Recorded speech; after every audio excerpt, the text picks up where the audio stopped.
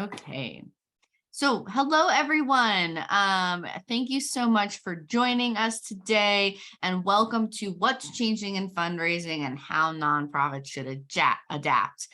Chad Barger is with us, and this workshop is being recorded and slides will be shared afterwards. So keep your eyes peeled for a follow-up email from me, just in case you want to review anything from today, or potentially share this with a colleague or friend or someone else that you think would find value in it. So if this is your first time here, this is a free grant workshop, and it's part of our Instrumental Partner webinars. These are collaborations between Instrumental and our community partners to provide free educational workshops for grant professionals. So our goal here is to tackle a problem that grant professionals are often having to solve while sharing some different ways that Instrumental's platform can help grant writers win more grants, and just in general, how nonprofits can think about some of these challenges.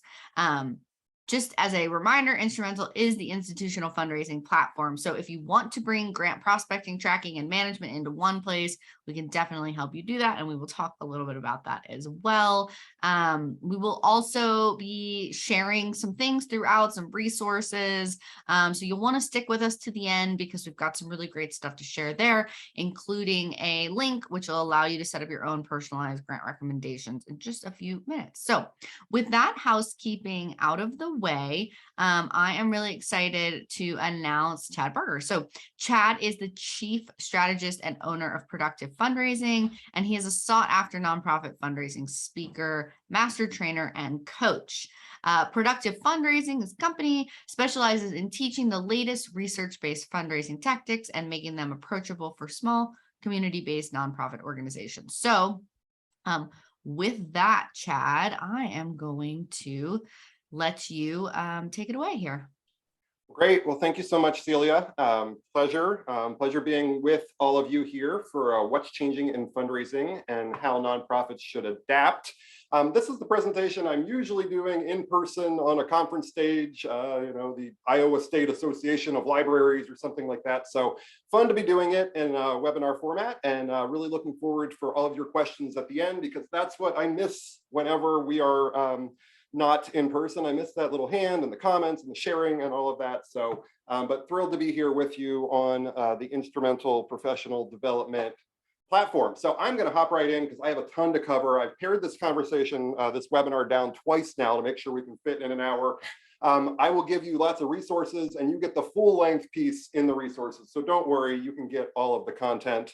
But why do we do this presentation? I used to have to introduce it and kind of introduce Grumpy Man here, who says things like, if it ain't broke, don't fix it. That's the way we've always done it. They're on your board, they're on your event committee. It's why you're doing the same thing 25 years in a row. And what's the problem with that? Well, eventually things are good. And then we hit this point where it starts being not quite as good, but still good. And then all of a sudden we hit the point of negative returns and it starts going downhill. So we need to always be innovating, always think about new things. And what better way to do it than learn about what's changing and innovate from there. And then finally, the old Einstein quote, insanity is doing the same thing over and over again and expecting different results. I no longer have to talk about any of that. I just put this thing on the screen and you're all like, oh yeah, that happened. We have to change. It changed the way, maybe not the way we do everything, but it changed a lot of things. So let's dig in. What is changing? Well, how are we going to adapt? Celia already told you who I am. Just a little more information on me. I am a career-long fundraiser. That's all I've ever done. Had the honor of serving on the front line for nearly 20 years, first 3 organizations listed there.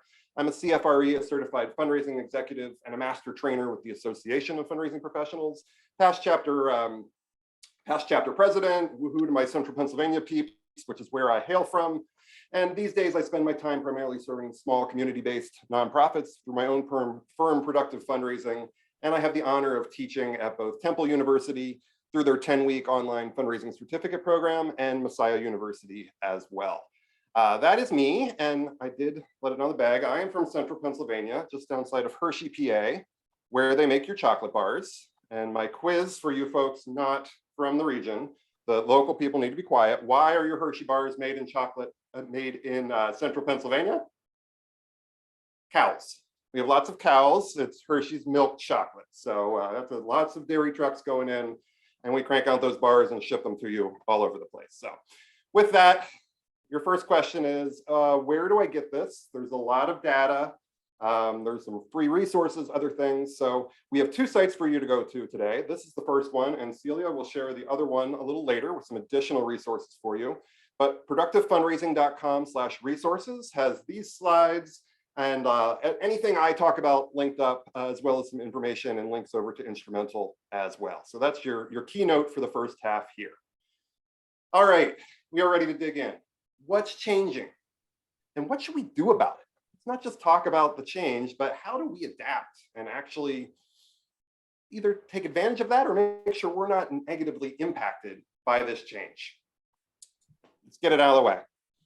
What did COVID do to fundraising? What happened? What's continuing to happen? What are maybe some long-term changes? And it hasn't been long-term. It feels really long-term at this point, but it hasn't been that long-term in the scheme of fundraising change and trends. But we have some initial ideas. This is crowdsourced from lots of different fundraising publications, researchers, association, tons of places of what happened and what do we think is going to be some lasting change from all of this. First off, let's look at pandemic year. What happened? First off, we were all really worried, right? We were all really worried. People couldn't go anywhere, couldn't do anything. Were they going to give? Were they negatively impacted? Well, everybody was hit differently, but overall giving increased. Giving in 2020 set a new record at $471 billion, which was a 5% increase over 2019. To put that in perspective, we typically see between about a 1.5% to 2.5% change per year. So it was at least double a normal increase in 1 year. So huge growth in giving. More importantly to me, the overall number of donors grew by 7.3%. So we had been seeing a shrinking number of donors in recent years with fewer people giving more dollars. So this kind of brought people in off the sidelines, maybe some of the ones that were impacted by tax changes a few years before.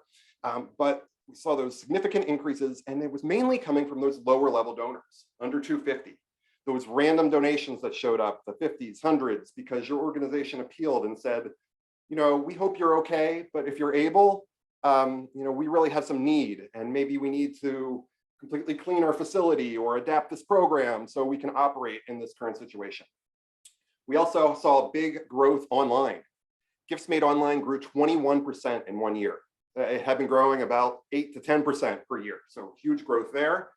You remember when, I'll come up here for this. You remember when beginning that quarantine period and we were afraid to touch everything, even the mail? I don't know if anybody else did it, but my family, we brought the mail in with gloves, left it in the garage for like 4 days, and then we dealt with it. You know, yeah. So if people wanted to make a donation, they weren't doing the mail, they were going online. So we saw that big growth there. And that has just continued to be the trend. 1/3 of US foundations increased their giving dramatically, resulting in 17% increase in 1 year. Corporate philanthropic support was the only real drop because, you know, customer bases were changing. Some were hugely impacted. You know, our friends in the hospitality and travel industries, oh my gosh, can you even imagine? Yeah, so that dropped, but everything else more than covered that gap. More importantly to me than what happened is how is this going to impact donor behavior? What happened? So when we talk to donors about the giving in that year, this is some of the things they say. 30% of donors said the events of 2020, including the pandemic and social justice issues, let's not forget about that and the changes that impacted here, will have a long-term influence on the amount they give to charity, the causes they support, and the channels through which they donate. So long-term influence. They're saying, you know, this was not a one-time blip in my giving behavior. It made some permanent changes. 27% said they gave significantly more in 2020 than they did the previous year. We saw that in the data. 90% folks said they will give the same or more in future years. It wasn't a blip. We saw this hold true in 2021, where giving stayed higher. A lot of us were worried it was going to dip. We continued to see some growth. Didn't keep up with inflation, which we'll cover in a minute, but we did see growth. 28% of respondents said they will continue to make more donations online. Even that move to online behavior. I'm no longer afraid to touch the mail, but I'm still staying online. I'm seeing some comments from my Canadian friends. You're going to have different percentages, but the overall trends do hold true.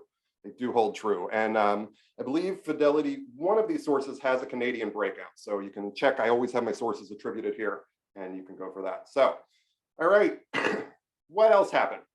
Well, I think we have a little bit of a reframed mindset around giving for fundraisers themselves. In the beginning, we were worried about, should we fundraise? Can we fundraise? Is it right to ask people for money in this situation? Well, I'm not going to read this whole quote, but this last sentence: don't let your unease with asking take away from the donor the chance to make an impact and feel better about the world. Anytime we're afraid of asking, we need to just get over ourselves and not be pushy, but simply extend this opportunity and invitation. If you're okay, if the time is right, if you're able, extending this opportunity. Because remember, we couldn't leave the house, we couldn't do anything. We felt helpless. We couldn't volunteer where we always volunteered, but we could make a donation. We could contribute in that way. So let's not let our own head and mindset get in the way of extending that opportunity to a donor to make a chance, to take the chance and make an impact and feel better about the world. Kind of the final thought here, I think, is there might be a new hierarchy. We used to just have core causes, other causes, and obligation causes. So the things I gave to because I felt deeply about, the things that just kind of hit me on the right day, and the things I had to give to because, my nephew sent me the handwritten thing for his school, a friend is doing a walk, those kind of things. We think there's another group layered in here. And 2021 held, we'll see if it's the same in 2022. But this is an early slide, so it says coronavirus causes. I'm calling it maybe COVID causes or even public health causes. What can I give to work to build up our capacity so this doesn't happen again? Or if it happens again, maybe it's not so bad or we're more prepared. So maybe this is a lasting cause in people's mind, and that may cause some of these other pieces to shrink. So if you're seeing giving shrinking when giving is going up everywhere, perhaps it's because you're not as directly tied to that, or you haven't made your connection to the COVID, public health, all these situations over the last 2 years. So something to think about. What else happened because of COVID? Virtual events. How many people held a virtual event? Give me a yes in the chat if you held some kind of virtual event during COVID. We're going to see it explode because tons of groups held virtual events. Yep, here we go. See the chat flying? Yeah, we did them. They happened and they will continue to happen. I'm not going to go into all the stats, but they were successful. They were successful. 70% of those that held events said they were successful. Only 3% thinking they weren't. We had a lot lower expenses, income held. Some of us didn't really like them and really want to go back to normal, but they happened. They also fixed some things. They dramatically increased the number of participants we could have. I was no longer limited to the 300 people that fit in the ballroom. I could have 1,500 online. They finally solved the accessibility issue. Everybody could get there, regardless of what reason kept them away: financial, physical ability. I have always had donors that didn't come to my gala simply because they have reached the age where their vision was declining and they no longer like to drive at night. It fixed that, right? Bottom line is donors will expect the option and they want to go back and forth. A quick story: had a client who did a wine tasting, at-home wine tasting during the pandemic. So they dropped off or mailed wine sampling to all the people that registered. They tuned in on Zoom and they had fun information. And then a sommelier led them in a wine tasting. All was good. They raised the same money from their gala. They raised more money than from their gala. The next year they did the gala in person. 3 donors reached out and said, hey, that wine tasting thing you did? Yeah, I want to do that again. What they're really saying is, I don't want to give up my Saturday night and put on a tuxedo and a gown. I want to sit on my couch and tune in for a half hour, have some really good wine and support you all. But yeah, that worked. That worked for me. Right? So there's this expectation we've built. What works with virtual events? Here you go. Here are some tips. You can go through these at a later time. But this is what I've seen work. It's not just putting a camera in the back of the room, right? It's a 30-minute produced television show. You are their entertainment. They are no longer sitting with 7 friends at a table being entertained for the evening. You are the entertainment. So something to think about. And I don't love hybrid. I have not seen a hybrid event where one side didn't suffer. Where either the in-person group, please hold on, we have to talk to the people on the computer, right? Seen a lot of that. Or the online people, it's just, I'm tuning in and here's this sea of people and stuff going on, but no one's engaging with me, right? They can both be held at the same time, but we need two different audiences, two different producers almost, making sure both audience has it, and it's a lot of work. I prefer to just do an in-person event or two and maybe a virtual event per year. And these are our options. So make sure no one is feeling left out. All right, that's our COVID impact. I have to get that out of the way because it just has so much framing here. Now let's look at some specific areas and how they are changing, how they've been changing before all of this craziness happened, and what we think we can do to address some of that. So, big picture, that was 2020. What happened in 2021? 2021, overall in giving increased to a record 484 billion. The number looked great at first. It was 4% growth. But what grew a lot more than 4%, right? Inflation. We're still dealing with it. Hopefully it's starting to come down a little bit now, but when we adjusted that for inflation, we actually decreased by 0.7%. So giving is still growing. It just, couldn't keep up at that pace. It was actually still growing nearly at the same rate as COVID year, which was huge. We thought for sure it would drop to at least 2%, if not below. So people are being incredibly generous. It's just not having the same impact because of these inflationary pressures. However, what we did see is the number of donors began to shrink again. Those people that came off the sidelines, those $250 and below donors, they're the ones having the most impact in the inflationary situation. And that was just starting in 2021, so we think that probably will hold true in 2022 as well. Less than 50% of households now make charitable deductions annually. So something we got to think of. But individuals still give the most. We tend to forget about this in our fundraising. Foundations and grants, incredibly important, but it is one piece of the pie. Corporate, important, one piece of the pie. And what do these pieces of pie look like? Individuals give 68% of all gifts, right?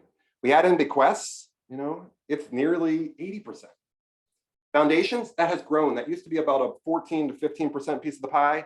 It's up to nearly 20% now. If you are not doing a concentrated foundation grant-making effort in your organization, you need to. It's significant. Instrumental today will tell you how to make that a little bit easier. So great plug there, and I love that tool. But individuals, 68%. So that's where we should be focusing the bulk of our time. How do we free ourselves up so we can spend more time on relationship building? How do we spend more time doing this? Now that we can do this again, meeting with donors, having conversations, telling them about what we're doing, inviting them to come on board and be a partner with our organization. That's what we need to do. People give to people that they know, like, and trust. People keep giving to people they know, like, and trust. We already briefly addressed the retention issue that we've been having. I'll cover it in more detail in a minute or two here, but they keep giving to people they know. We need to spend more time building those relationships. Anything we can do to free up time so we get away from the computer, away from the office, and go and build deeper relationships with our donors. How do you make sure it happens? Well, one of my favorite management gurus, the great Peter Drucker, famous quote is, "What gets measured gets managed." Measure it. Do you track donor contacts in your organization? Do you track donor visits? Do you have a goal for donor visits and contacts?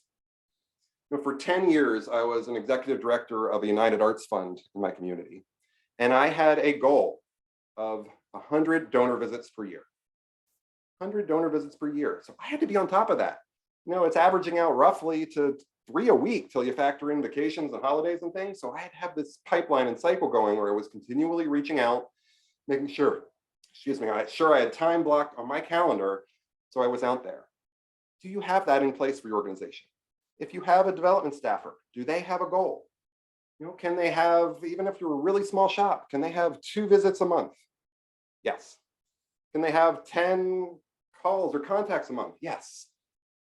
And if you put the goals in place, it all of a sudden happens. What gets measured gets managed. And this can become part of performance reviews.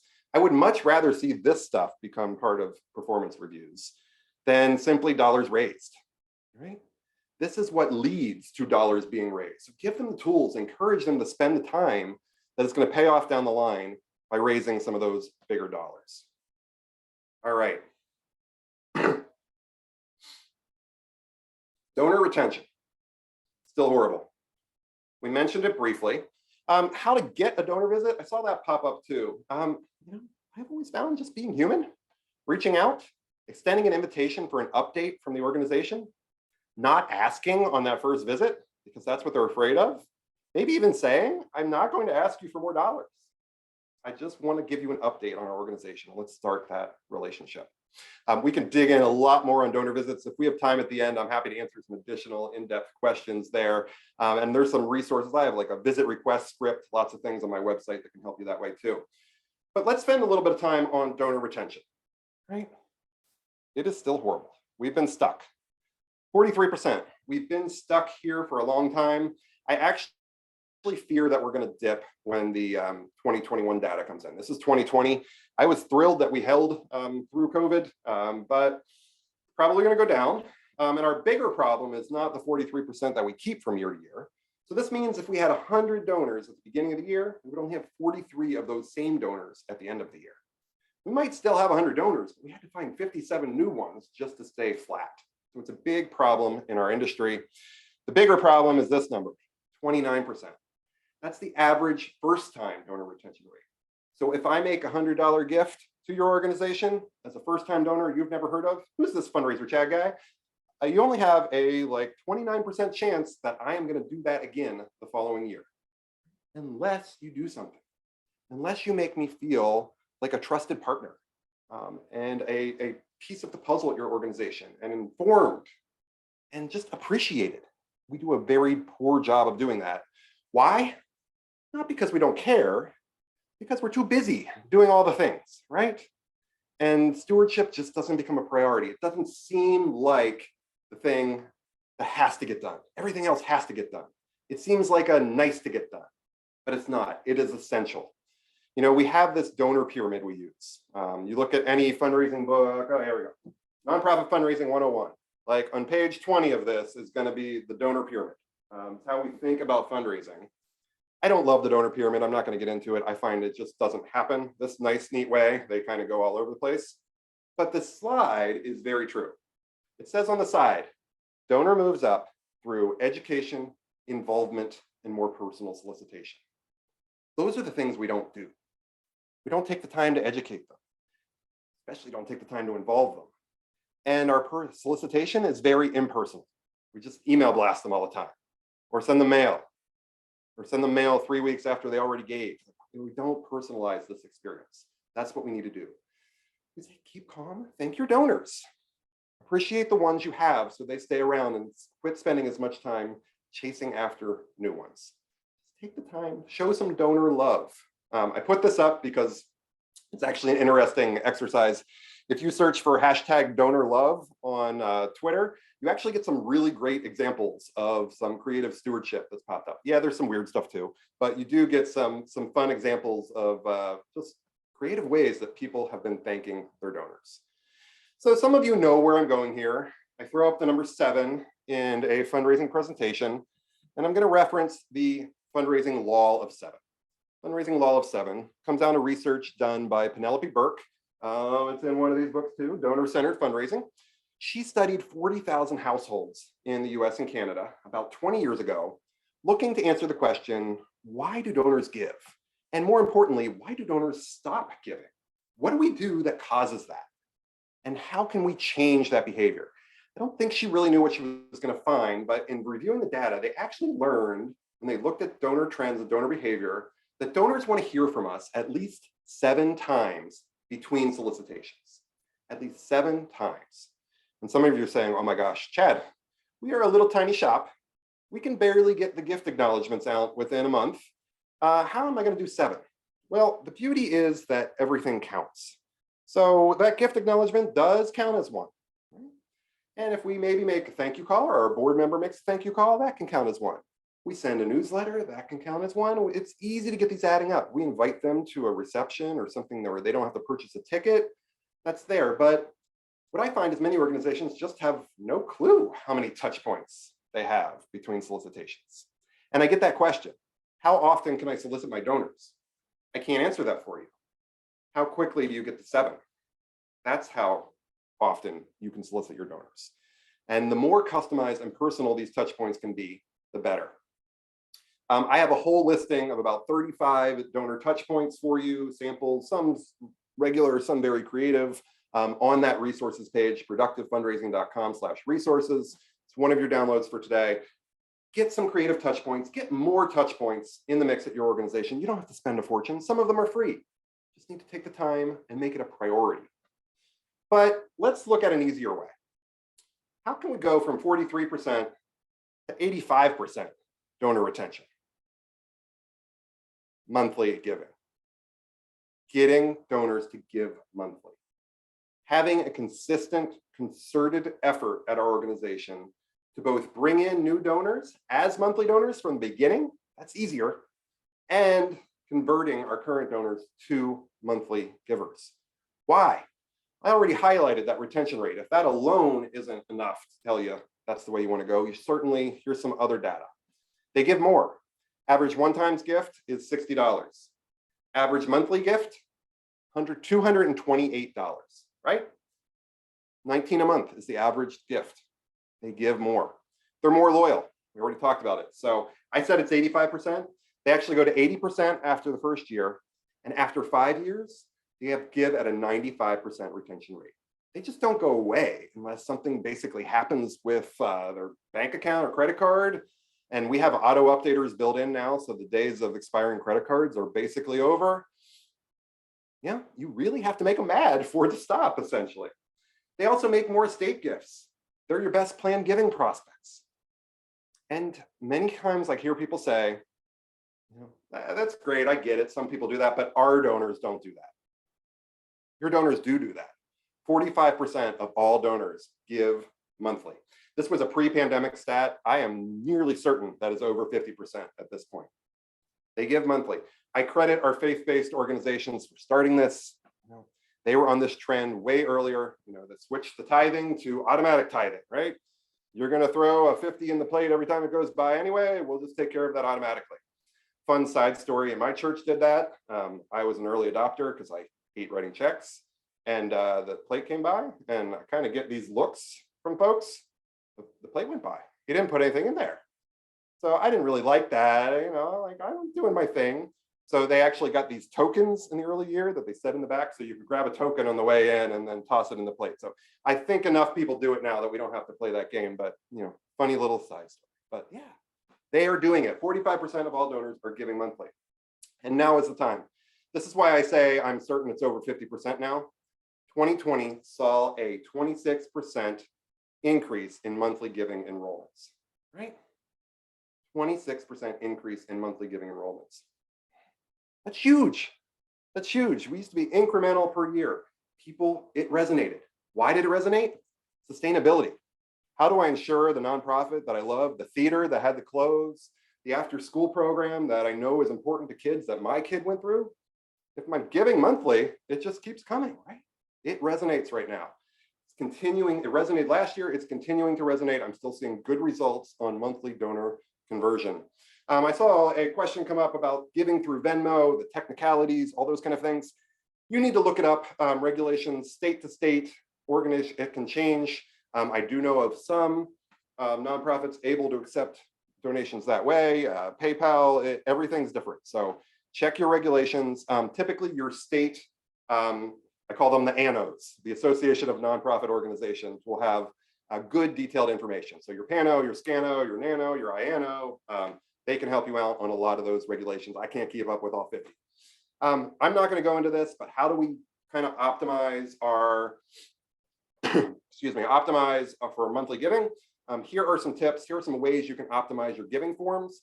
My key piece of advice here is make it first. Monthly giving is the first option everywhere. It's the first request on your online giving page. It's the first request in your year-end appeal, your mailed appeal. Your first request is to give monthly. Are they going to do it? No, some are still going to just write the $100 check, but we're going to slowly reinforce this over time. Over time. Sometimes they need to hear it 15 times. and testimonials. These people give monthly, here's why. That can all help. If you want an example of monthly giving done amazingly, I encourage you to check out Charity Water. Charity Water, they have a community called The Spring.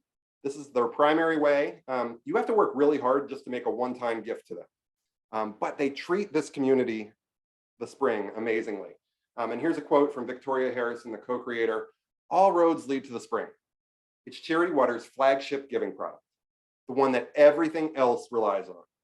The Spring is a passionate and determined group of monthly givers on a mission to end the water crisis in our lifetime." Right? We don't just want to give and help. We want to end this thing. So I'm going to commit and give monthly at a high level to make sure that happens. And I get information, I feel supported.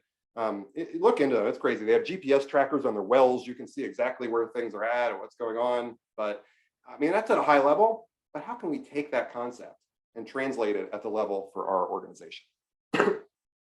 I would love to talk for the whole hour on monthly giving, because I think it's so key. If you don't have a growing monthly giving program, maybe that's your one takeaway from today. Really go check on that. My top monthly giving expert is, I'm covering her face, poor Erica, is Erica Wasdorp. She has a monthly donor roadmap, which goes step by step on how to do some of this stuff. I have that as a download on the resources page, and I highly recommend her book. Her book right here, Monthly Giving Made Easy. It's step by step. She's actually showing you giving pages, how they're optimized, well worth like the $20, $30 investment there. I saw it pop up. My number one monthly giving tip: don't ask via email. Seems really counterintuitive, right? They need to complete an online form. They get tons of email. They get tons of that. Send them very personalized mail, asking them to join monthly. You know, hand signed, hand addressed, crooked stamp, weird envelope, little insert, note, artwork from a kid, whatever, all these personalized things. They're going to pay attention to it, read it. And then a week later, I send them an email that makes it easy with the sign up form that looks the same. So it's kind of a process. It's not just a send out an email blast, expect to get a bunch of monthly donors converted. Great question. Donors are being advised to bundle donations. All right, so this is just something we need to think about. This comes down to the tax law changes 4 or 5 years ago now, where not that itemizing threshold greatly increased. So many of our low to mid-level donors don't give enough to be able to itemize their donations, to get that tax deduction. Most of us as nonprofit employees fall into that group, so we certainly understand the situation. For groups that are kind of right on the edge, you know, they used to give enough, they still give significantly, you know, they're probably giving 6, 7, 8 grand a year to a number of charities. So they might be showing up for you as a $1,000 donor, and they're doing the same for a few other groups. What are their financial planners telling them? They're telling them to bundle. All right. So what this is essentially they give traditionally every December, right? 30% of all donors give within the last 6 weeks of the year. All right. So they're one of those. They traditionally give you $1,000. December goes by, you don't get a gift. But like January 10th, gift comes in. And you think it's just late and delayed in the mail, but no, it has a January 5th date. So they clearly intended for it to be a gift in the next year. Well, that's weird. And then December comes around and they give that December. Into December, it comes in, right? So what happened there? And January comes and they don't give. So you're like, what's this shift? Well, they just got 2 donations within the same tax year, so they could reach that itemizing threshold. But you know, they were like 11 months apart instead of 12, right? But what happens? Well, they showed up as a lapsed donor for you, right? And they're going to show up as a lapsed donor for you the other year, because they're hitting doubles in that 1 year and then essentially taking a year off. Even they're only taking 11 1 year and 13 months the following year. In their mind, they're still an annual donor. And if we send them, oh my gosh, if we would send them a lapsed donor communication, automated email, you know, these kind of things, it's just kind of a dangerous slippery slope. So it creates big problems with consecutive donor tracking. I encourage everybody, don't think of a donor as being lapsed until at least 15 months. At least 15 months, if not maybe sometimes 18. to just make sure we're not falling into this trap of, they're trying to do something smart and help us even, more, continue to help us at a high level. And the second we say, oh, we're sorry to see you lapse. What? No. What can you do? I would love to see that universal charitable deduction. It's been in a couple COVID relief bills, never quite made it through. We have bipartisan support. Talk to your legislators, encourage this. Coming from a head of a nonprofit organization is incredibly powerful. Us fundraising consultants, they listen to us a little less. So would love you all to reach out and encourage that universal charitable deduction. I can deduct it no matter what. Anything is deductible because I'm helping my community, my state, my nation. Right? Online giving is growing rapidly. Yeah, we certainly saw this data already. Growing rapidly. Oh, I need to get my drink in the cup holder so I don't spill it on the tech. We've done that once before. That doesn't end well. Percentage of overall fundraising raised online. You saw it was pretty steady, slow growth. 2020 started to tick up, and spoiler, it's even higher going there. So yeah, that's what we want to do. Online giving. So a question on the best free online giving platform. Problem there is free, right? You get what you pay for. So you can certainly set things up for free. You can do PayPal, you can do other things. But if you get a form that is optimized, it is going to more than pay for itself. So I like economical platforms rather than free. Best off is using something within your platform, within your CRM if you have one.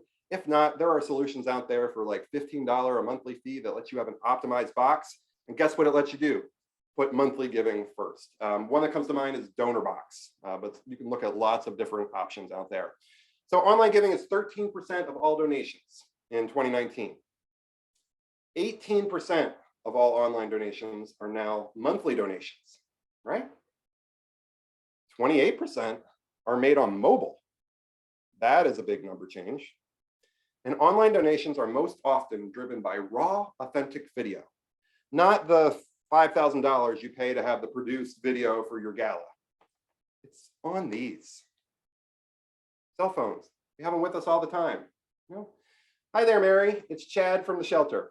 Just wanted to show you the new edition is done. I hope you'll come by and check it out. We couldn't do this without you. Those kind of things. That drives results and drives impact. I said it already. Actually, no, I said a lower number, 28%. That's a slide that needs updated because it is now 33% of all donations are made on our mobile phones.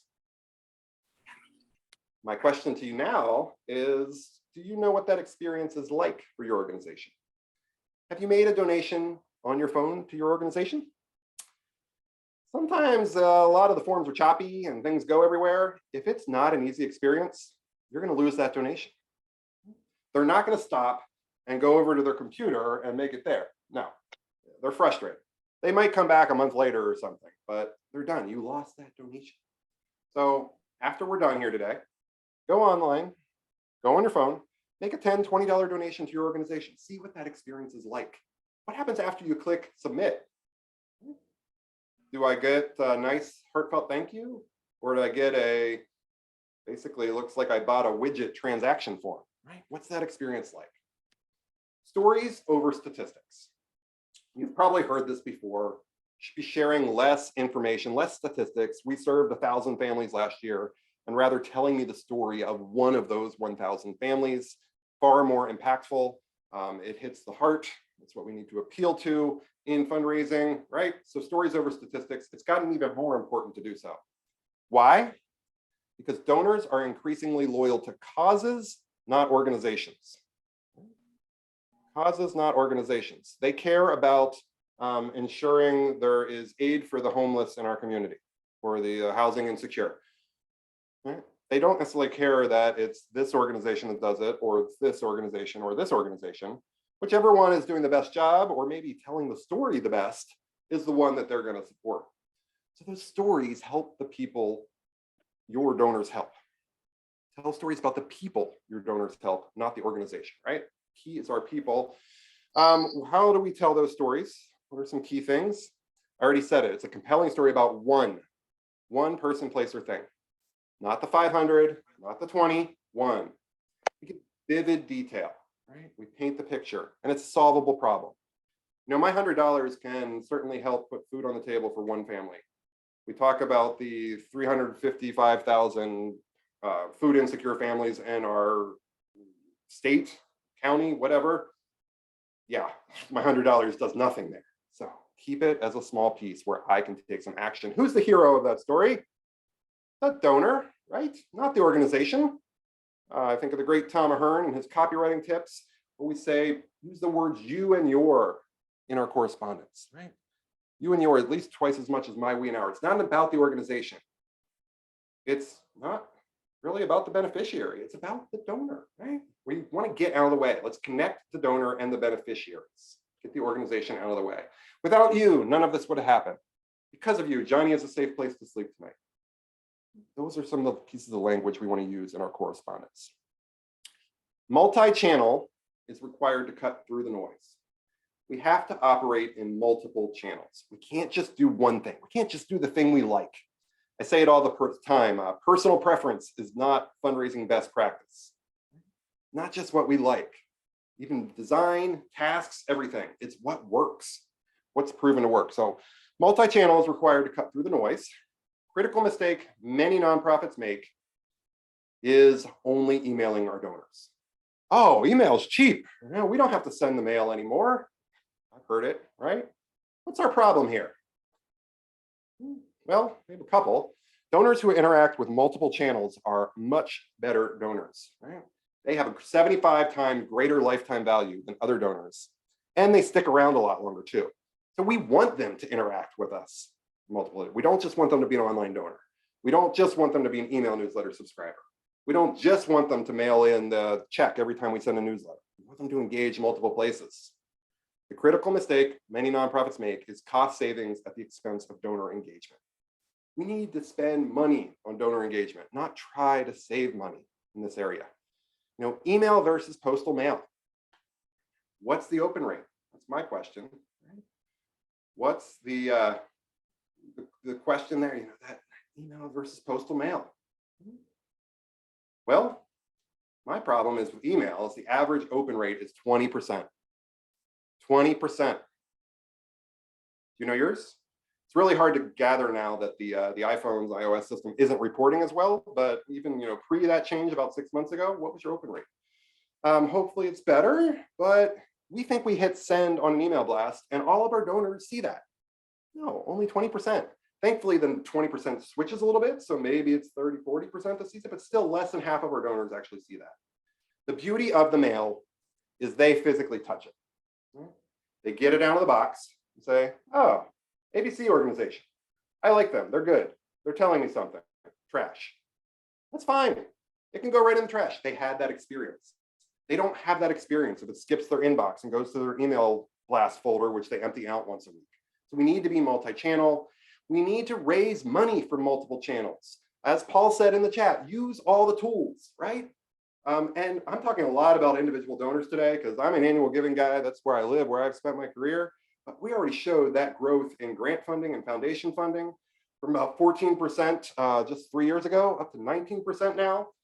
And I encourage you, stick around for the demo at the end. We're going to look briefly at Instrumental and how it can help you manage that 19% of the pool and do it more efficiently and effectively so you can spend more time over here building relationships with some of the things we're talking about today. I'm going to start wrapping it up with a few more areas that fundraising has shifted. These are all quick hits. Phone fundraising has shifted. I started my career as a student phone-a-thon caller at Slippery Rock University in 1999, dialing for dollars, right? Most universities don't really even have that anymore. Stanford, most notably, a couple of years ago, canceled their calling program. A few of them will have it for those donors that still want to have that conversation with a current student each year, but phone fundraising has really gone away. But it's still an incredible fundraising tool. As a thank you tool, as that stewardship tool. Calling to thank donors generated a 56% increase in first year retention, right? That was 29%. It's a huge increase. And 72% increase in revenues. Who are you going to call? If we were in person, somebody would magically yell, Ghostbusters, right? Always happens. And you're not going to call them, right? You're going to start with these groups. So I would love for you to call all your donors, but where do you get the biggest return? First-time donors. I'd love it to be all first-time donors, but if you need to set a level, do so. Repeat donors, long-time repeating donors, and those monthly donors, key groups that we want to increase retention with. And who is going to make these calls? Not you. You have plenty to do. I want those board members to make those calls. Donors who receive a prompt personal thank you from a board member will usually give up to 39% more than the other group. If you struggle getting board members to make calls, share this slide with them, right? That's their bonus as a board member, because they're not paid to do it, right? It has more impact. They'll say, I wouldn't know what to say. It's on the download resources page. Get my script, adapt it for your organization, give it to them, give them a couple names, let them have some great conversations with donors. Micro projects, all the rage, micro projects. So I like to think of this as kind of taking our operating budget, our program budget specifically, and breaking it into little pieces. This program, this piece of equipment, these kind of things. So it's our puzzle. And I'm going to ask, I'm going to run mini campaigns for each one specifically. So a favorite example of mine is like the summer reading program at a public library. Something the community remembers participating in as a kid, they like the support. We can pull that out and run a separate campaign just for that. Why do they work? Well, it matches the current giving climate, which favors more frequent, smaller donations. My gift to a mini campaign seems more important. It's like crowdfunding, which has grown in popularity, especially with our younger generations who don't love to make unrestricted gifts. We no longer give to this organization because it's what our family does. We give to this cause because I care about it now. I always say, what are those sexy things? What is the summer reading program in your program that you can pull out and run a special drive? And if it's at the time of year when it's really impactful, makes super sense. My trick here is I add a corporate sponsor to each campaign. So they get publicity throughout the campaign. We have a running start with dollars, and it's a way to engage that corporate audience there as well. Oh, this one, influencer-led gaming campaigns, right? So it's about 2 years ago, my son comes into my office. He's all excited. He's 12 at the time. He wants to give $25 to this gaming campaign on Twitch for this guy he follows named Game Theory, who I'd never heard of, who's doing $1 million pledge drive for St. Jude, right? Here's some video of something I pulled from it. I don't really know what they were doing. I think they do some kind of stunts or something and raise it, but $1 million for St. Jude. Here we go. He's recognizing people. This is going on. There we see $384,465 raised. Guess what? Game Theory on Twitch raised the $1 million for St. Jude. This is happening. Maybe it's not happening at your organization, but it's out there. Is there a gamer in your community that will do a $20,000 campaign for your organization? I bet. It's probably 22. How are you connected with them? But it's happening. Keep your eyes out. Be open to it. And the last one, which really follows that it's happening, be open to it, crypto philanthropy. Donations of cryptocurrency. They are happening. 45% of cryptocurrency owners donated $1,000 or more cryptocurrency in 2020. And I'm sure it's grown since. How do they find out?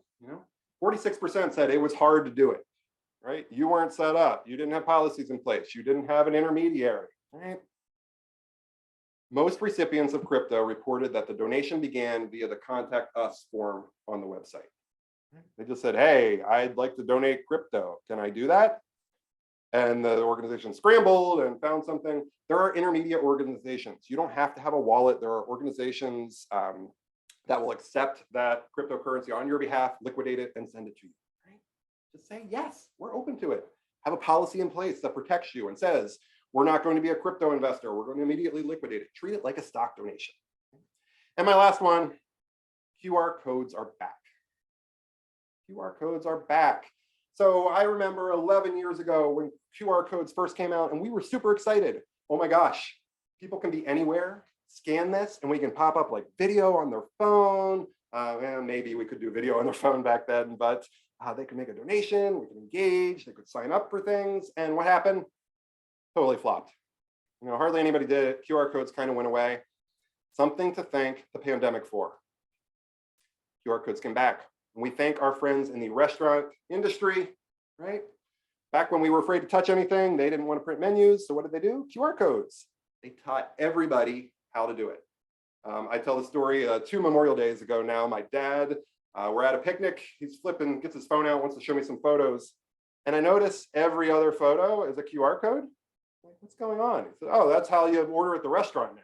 So he thought you actually had to take the photo. But my dad is not techie at all. And if we convinced him, taught him how to use QR codes, everybody can do it. So let's do it again. That's working well. One of my favorite ways is on the BRE, on the reply envelope. In the reply envelope that we send in our mail, put it right on there, and it goes to your online giving form, special form just for that appeal right there. So our people that want to give online, they can immediately do it. They don't have to put that in their bill pile and take care of it later. But QR codes in our facility, all kinds of usage. At our gala, on the table, goes to some video of something going on, but lots of great use cases for those QR codes. I'm going to wrap up with some additional resources for you. I go by Fundraiser Chad on all of the social media channels, so feel free to reach out to me with any follow-up questions if we don't have time to get to them today. I've seen a lot come in, so I know we're not going to get to everything, but happy to answer your questions. One of the places I engage a lot is a private Facebook group called the Fundraising BuzzFest. It's on Facebook. Just search for Fundraising BuzzFest. It's linked up on the resources page. This is a group of about 850 fundraisers from very small shops, just saying, hey, anybody tried this vendor? Anybody used Instrumental? What was your experience with it, right? Those kind of things. And my job is just to keep all the salespeople out. It's fundraisers helping fundraisers. Has anybody tried this? Has anybody seen this situation? I do a free monthly webinar as well. And this is the August one. So the September one is on September 28th at 1 p.m. Eastern. We are going to cover annual appeals. What should go into your year-end appeal? How do we optimize that for this year? So the sign up for that is on the resources page if you would like to check that out. As I said, my firm is Productive Fundraising. We do primarily board and staff fundraising training, coaching for fundraiser and nonprofit executive directors. And that person that mentioned staffing in the beginning, yeah, we see it. We do a lot of onboarding coaching for staff new to fundraising. So, and everything we do is packaged up in a nice little package for you in our all access pass. As I said, everything is on the resources page for me. And now I'm going to kick it back to Celia for some Q&A, and then we can learn a little bit about Instrumental and its great offerings for you. Oh, I'm muted. Okay. Awesome. Thank you so much, Chad. That was awesome. So I'm just going to zoom through this really quick because I want to make sure we have some time for questions here. But essentially, one of the things that I kind of heard, I think today that Chad touched on was how important it is to kind of think about these various sources of funding, right? And not sort of get pigeonholed. And so I think that that's maybe more important now than ever. And he also mentioned, the other thing I thought that was really interesting, Chad, that you mentioned was talking about kind of a system, right? And not just measuring things like, how much are you raising at the end of the year, but sort of all the pieces that kind of lead up to that. And so I really want to touch on that in the context of Instrumental, because that's really why, that's kind of at the heart of why we built this platform, right? Was that we wanted people to be able to diversify their funding without having to dedicate an entire department of their organization towards grant funding. And we wanted to do it in a way that created a system that would sort of run in the background and make this really easy. So at a high level, Instrumental is a platform that allows us to do prospecting, tracking, and grant management all in one place, right? So it's giving you active private, public, and corporate opportunities, and then it actively continues to look for that for you each week so that you kind of have almost like a personal assistant in your pocket, right? So they're sort of in there doing that work behind you at all times, right? And we have all of the 990 data that you might need. And beyond that, it's sort of designed for the full life cycle of the grant. So not just the prospecting side, but then also the application side, and then all the way through to reporting, so that it's all sort of organized. And then you can kind of take that grant hat off and then focus back on things like monthly donors. So what I'm going to do is in the next minute or the next couple minutes here, very quickly, I am going to just share with you a little bit about how Instrumentl works. If you want to follow along with me, I just dropped a link in the chat. You can go ahead and sign up. That's 14 days for free, no commitment. And that is also how you can go ahead and pull a list of good fit funders, whether you apply to them today or next week, or next year is up to you. But you can go ahead and pull those for free and kind of hold on to those. So go ahead and sign up for that if you're interested in sort of diversifying your funding with grants. But essentially, really quickly, I'll show you what this looks like. So this almost looks like an email inbox, right? But essentially, it's just good fit opportunities. And I can kind of scroll through here and I can see some information. And the cool thing about this is once I set up my sort of special algorithm, my special search, this is searching for me in the background. So I can set this up and then I can go back to focusing on monthly donor campaigns, my capital campaigns. I can focus on all of that. And then this is just running for me in the background. And whenever I have a down moment or sort of a lull, I can come back in here and focus on here. So on the left side, you'll see these are all active opportunities. I don't have to sleuth around the internet looking for whether or not these are open or not. I know that they are. On the right side, you'll see a little bit more information on the opportunity. You'll see, what is the funding uses. So this might be great if you are doing a donor campaign, potentially around a particular program, then you might want to kind of supplement that with a grant that's for more general funding, right? And so you can do that here and you can sort of pick and choose and filter that way. And then I can also see more information if I'm the 990. So this is pulling all of that really dense information off of the IRS website into a way where we can really quickly see, oh, look, this organization is giving more every single year. The median seems to kind of, or the average seems to be going up. I can also see geographically, okay, this organization's focused on Texas, and that kind of helps me think about competition. And then once I find an opportunity I like, I can save it to my tracker. I can set some notes in here, and then I can actually kind of go in here and I could set some tasks for my team. So it just kind of keeps it all organized so that you can diversify your funding without having to kind of reorient your whole organization. You can get some grant funding in there as well. So I am going to stop right there because we're right at time. I think, Chad, what I will do is I will share the questions with you.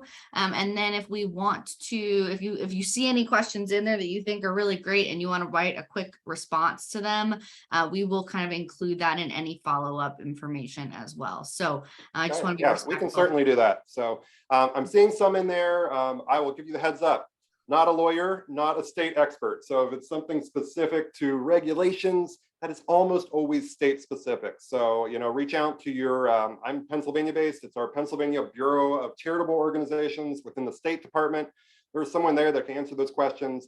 And I already said the ANO group for your state. So for me, it's PANO, the Pennsylvania Association of Nonprofit Organizations. They handle all of that. Anything else with tactics and other things, I'll be happy to comment on. Cool. The other thing is, if you all want more resources, I just dropped a link in the chat. I'm dropping it again. If you fill out that quick little feedback form, just a couple questions, I will send you a direct link to all of Chad's resources so that you have all of that information that he talks about today. And then we also have something from us as well to kind of help you think about grants and think about prioritizing that in a fast way so that you can sort of maximize your fundraising potential. Cool. All right, everyone, thank you so much for coming. Keep an eye out. We will send out those slides. And then any questions that Chad thinks he can answer, I will also send out as well in that email. So definitely keep an eye open for that. And I hope to see you all next week. We are talking about how to know if your client is grant ready and how to assess grant readiness. So make sure you tune in for that as well. All right, everybody, have a great week. All right. Take care, everyone. Thanks.